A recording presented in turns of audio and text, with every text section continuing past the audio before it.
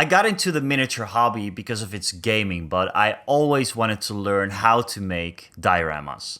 So when Mini Marvels announced their gnome painting challenge, I couldn't resist. I had acquired lots of these warp miniature gnomes over the past few months of being a YouTube creator. First of all, Mini Marvels throws in a free gnome with every single order. And I used the gnomes for my Skill 75 paint review where I painted 48 of them. So where do we even start? I never made a diorama before in my life, but I guess that sketching out the plan was the way to go. And I imagine go big or go home. I have lots of gnomes, and how cool would it be to make a diorama of them preparing for a grand battle, defending the huge tree that they've called home for hundreds of years.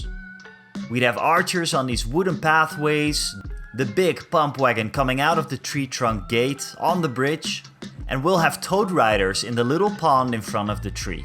I accidentally almost sketched this to scale, which is a very nice way to get an idea of how it's going to look.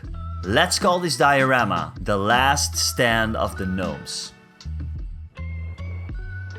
Now let's take a look at the materials I want to use for this build. Please note that I'm using mostly stuff I can find around the house and possibly some discount store products to keep things accessible. I started off with this Pringles container, which I had to, and then cut out the entrance to the tree with my destroyed set of Citadel clippers. This was also a good indication for the bridge I wanted to make. The pump wagon was a pretty good fit and I was happy with the scale. Overall, the Pringles cylinder was a great way to start for me, an absolute beginner in diorama making. And the ideas kept on coming. The toad riders half submerged in the pond. Of course, this would require me to use epoxy resin for the first time, but let's get back to that later. To get an idea of how to make the bridge, I clipped some coffee stirs and then realized this could also work for the walkways where the archers would prepare their volley of arrows. The tree though, it looks too much like a Pringles container, so I messed it up a bit. I wanted the entrance to the tree to be formed by these huge roots to give it some life. I imagined sculpting these on the cylinder with air dry clay. So there we go. It may look like trash, because that's what it is, but I think we have a pretty good base to build on. To make the diorama look as impressive as possible, I'm going to need all the gnomes I can gather. I started off with a black Vallejo primer through the airbrush and then highlighted them with a white one, also from Vallejo. I primed about 30 gnomes like this. I opted for the classic gnome color scheme, starting off with a red for the pointy head. In particular, this is Mayhem Red from Scale 75 and I absolutely love this color. The blues are leaning towards turquoise. I love turquoise and I used these colors in a Space Marine I recently painted up. The colors mix very well together. For the skin, I usually go for a base of Bachmann's Glow with a layer of Cadian Flesh Tone and a highlight of Kislev Flesh, all from the Citadel paint range. To make things easier for myself, I speed painted the leather and wooden bits on the model. Since I needed to paint about 20 of them, I was pretty happy with the process, taking about 15 minutes in total. I repeated these steps on my live stream where I decided to dedicate 2 weeks of streaming to the gnomes. Now this might be a good time to tell you that I stream twice a week and I do videos as much as I can, normally every other week. If I can, I will do more. This particular video is very different from my more tabletop gaming focused videos, so I would love to know what you think about it. Let me know in the comments below. Now let's build the tree. After some totally unnecessary mansplaining, my girlfriend joined in the build. She used both tape and aluminum foil to give the tree its strength and a base for the clay to stick to. In the meantime, I started building the base with some cork, which I attached with wood glue before I put on the air dry clay and started modeling. With staggering speed, the sculpting of the tree had begun and the base was starting to take shape. The air dry clay worked out great as an outer skin and the tree was then attached to the base. It is important to keep the clay somewhat moist if you want to smooth out rough shapes, so keep a glass of water close by. I roughly measured out the periphery of the tree trunk for the wooden platform to be attached around, and I started laying out the coffee stirrers, which I later glued in place with wood glue. Meanwhile, Sophie started sculpting the bark texture, which I continued for pretty much the entire rest of the day and evening. I used a glue gun to attach the first of the platforms and the Icelandic moss, which can be picked up for €2 at the discount store. More wooden platforms were made, and that is when I called it a day. So what's up everybody? It is now Monday and we have exactly 1 week to go before we have to finish the diorama. There is a few issues. First of all, the air dry clay isn't drying. And as I talked about before, we got a little more ambitious with the spiraling pathway. This one has to go like here, so there can be a few archers up here to make it a bit more interesting. So basically like this, there's going to be archers here. I ran out of gun glue, so I'm going to have to pick that up. This still looks like crap, and I'm not sure how I'm going to continue.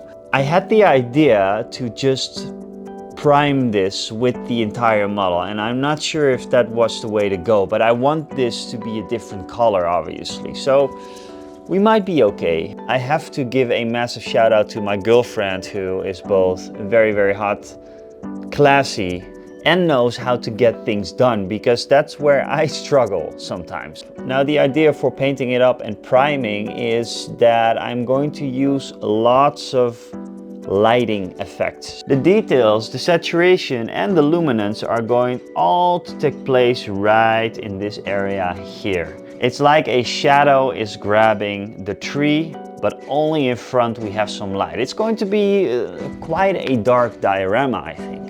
And in that regard, the only thing that I'm not quite sure about yet is if I should prime the gnomes with the entire diorama. The thing is that I painted up most of these gnomes already, but I want the global illumination to be key for how the gnomes are going to look. So I might prime them with the tree. No, that's probably not a good idea. I'm not sure yet.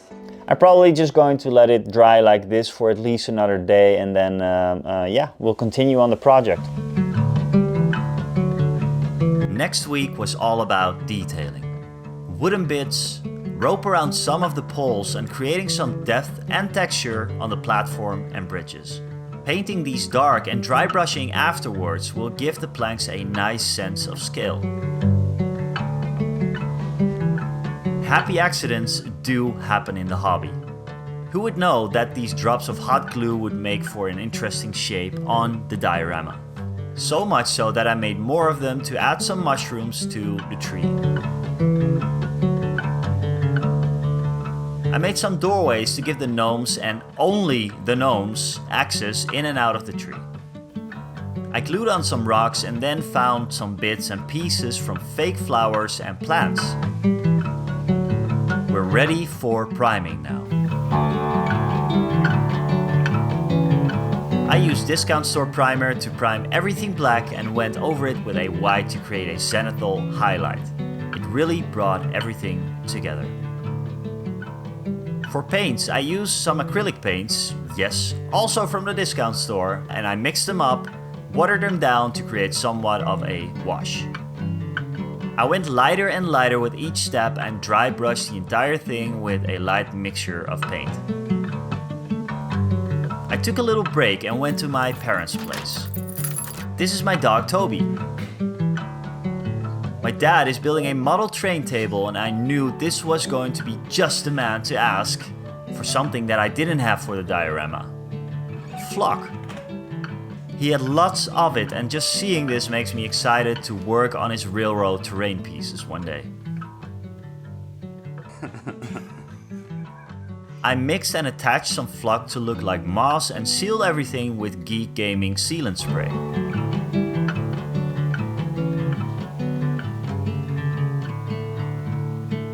The only thing that still needs painting is the Icelandic moss on top. I airbrushed it with the Scale 75 speed paints. Dark green underneath, acid green on top. And now for the scary part. This is AK Interactive's Resin Water, a 2-part epoxy that I had never used before. Why not try it on a diorama that I've been working on for the past 2 weeks? So, moment of truth.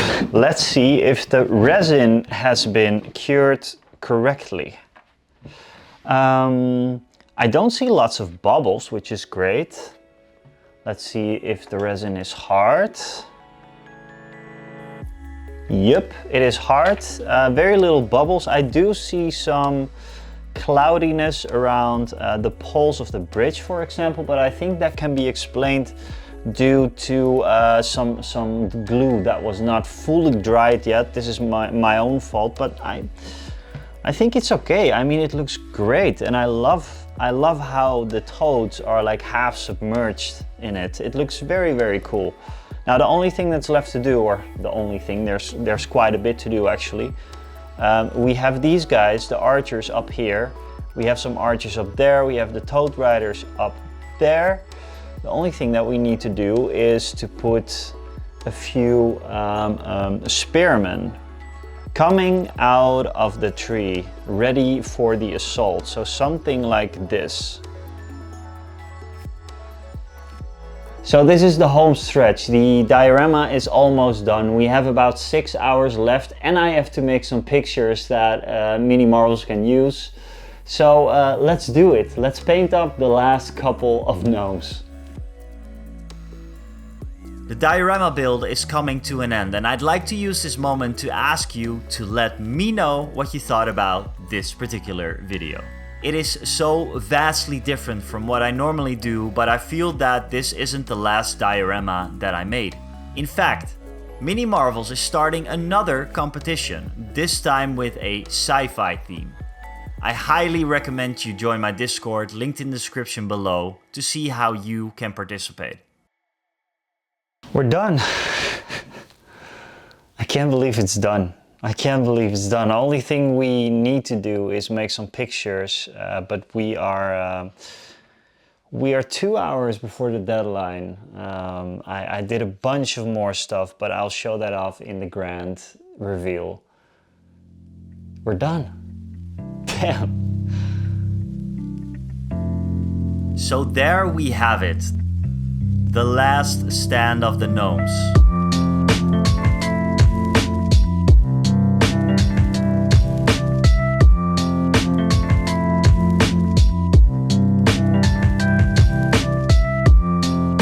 I am glad I did this. It seemed like such a daunting process, but it was actually quite alright. I spent little to no money on materials, since most of it I had around the house and the rest was from the discount store. Unfortunately, the diorama didn't win, but I'd like to give a massive shout out to the runner-up, Black R Grandad, who made this amazing waterfall piece, which I cannot even comprehend the techniques that he used. And the absolute number one, Alagast, who I was pretty sure was going to win whenever I saw his piece.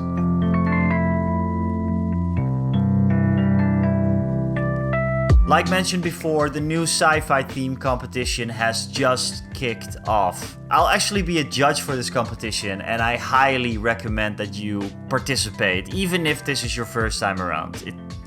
It's such a fun thing to do. Although I'm going to be one of the judges for this competition, I still want to participate without a chance to win, obviously. I'm going to record the whole process again and make a video like this one.